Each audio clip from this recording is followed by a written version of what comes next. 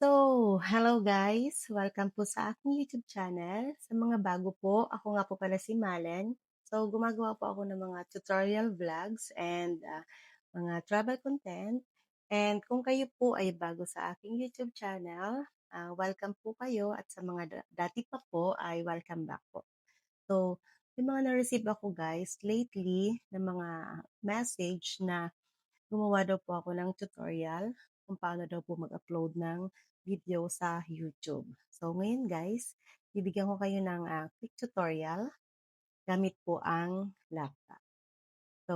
Simulan na natin guys! Ayan nga guys, pupunta po muna tayo sa ating Google o kaya Google Chrome. Ngayon nga pala guys, by the way, ang gamit ko ay laptop. Sa tutorial ay ito, laptop yung gamit ko. And some other time, gagawa din ako ng tutorial na mobile naman yung gamit. Ngayon, type mo yung YouTube. Pagdating dyan guys, ida-direct ka sa YouTube. Click mo tong create. Yan. Upload video. Tapos, yung makikita mo guys, select mo lang yung select files. Then, like for example guys, ang i-upload mo ay, ito yung i-upload natin guys. Example lang to guys ha. Ayan na. A few moments later. Wait mo lang siya. Then, lalagyan mo siya ng title. Halimbawa, ano yung gusto mong title na makita sa YouTube nang i-upload mo ng video. Like for example, Mount Pinatubo Experience. Yan. Ang title guys, yan yung makikita sa YouTube.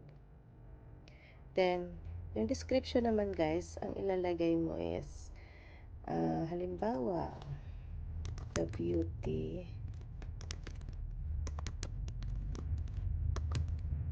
of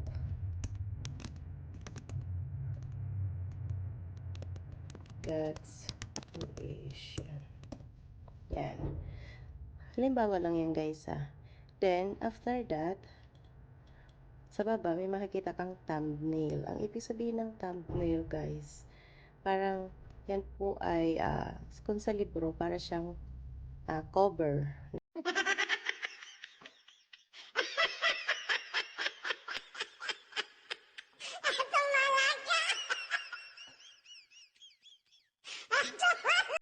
Cover ng libro. Ano po.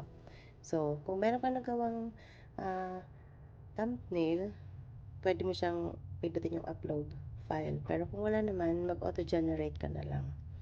Di ba guys, malalaman mo yung libro kung ano yung laman. Makikita mo sa cover. Perfect!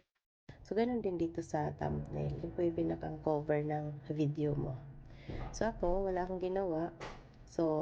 Click ko lang tong auto-generate. Mamimili ka dyan sa isasuggest sa'yo ni YouTube. Pero ako, wala akong ginawa.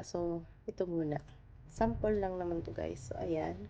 Sa playlist naman guys, may makikita kang dito sa baba, select. Pindutin mo lang siya guys. Ito guys ay kung meron kang mga playlist sa yung YouTube account. Pero since baguhan ka pa lang, wag na muna. Yung audience guys, ang pipiliin mo dyan is kung ang ginawa mong video ay pambata, yan pambata. Kung hindi naman, pang adult, yun. Pindutin mo to, no. Pindutin mo tong show more. Ayan. Marami ka makikita dyan guys. Pero, ang importante lang dito na ginagawa ko for me is ito guys, pinapalitan ko to, yung tags ko.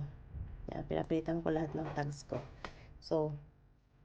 Halimbawa, ang ilalagay kong tags ay, di ba guys, tayo pag nag-research tayo ng, sa YouTube, na gusto natin panoorin, di ba tinatype lang natin yung, halimbawa, hiking.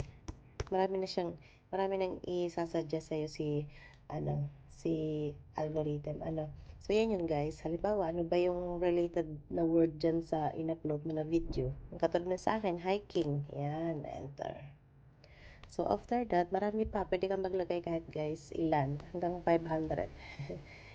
Then, Mount Pinatubo. Mountain climbing. Like for example lang to guys ha. So, basta guys, related na words na ilalagay mo dyan sa tags mo. Basta related dun sa video mo. So, after that guys, okay na yan. Pinutin mo na itong next. So, ito yung lalabas sa'yo guys. Ito lang lumabas, add cards. So, siguro kahit hindi na to. Pero sige, lalagyan natin. Ang ibig sabihin nito guys, yung cards is video. Mamimili, magsasuggest sa'yo sa YouTube guys ng gusto mong ilagay. Like for example, ito. Halimbawa, ito ang gusto kong ilagay. Yan. Yan you guys, makikita mo siya sa taas. Dito, makikita mo to. Finding Joy. Yan. Then, save. Tapos, kung gusto mo siya guys, sige, okay na yan. So, next, kasi basic lang naman yung guys ituturo ko. Kasi, yan. So, makikita mo nito guys sa check.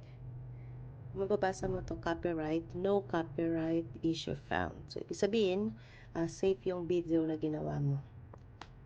Wala kang violation. Next, pindutin mo yung next. Then, yung visibility naman guys, ito, mamimili ka kung gusto mong i-private, gusto mong piliin lang yung tao na gusto mong makakita, yung gusto mo lang na makakapanood ng video mo yung may link lang, or gusto mong i-public. So, kung gusto mo siyang i-public guys, pindutin mo yung public, then publish. So, ayan guys, so this time, hindi ko siya ipapublish guys kasi ito ay hindi ko talaga siya upload sa aking YouTube. Okay? Nagets nyo guys? Pag na-publish mo na sa guys, balik ka dito sa YouTube mo. Balik ka dito sa YouTube mo. Then, nakikita mo na siya. Dito. Yan. Ganyan. Balik ka lang dito sa YouTube mo. Makikita mo na siya. Mount Pinatubo Experience. Okay? So, yun lang guys. Thank you for watching. Don't forget guys to subscribe my YouTube channel. And God bless. Gagawa tayo ng maraming tutorial. Bye!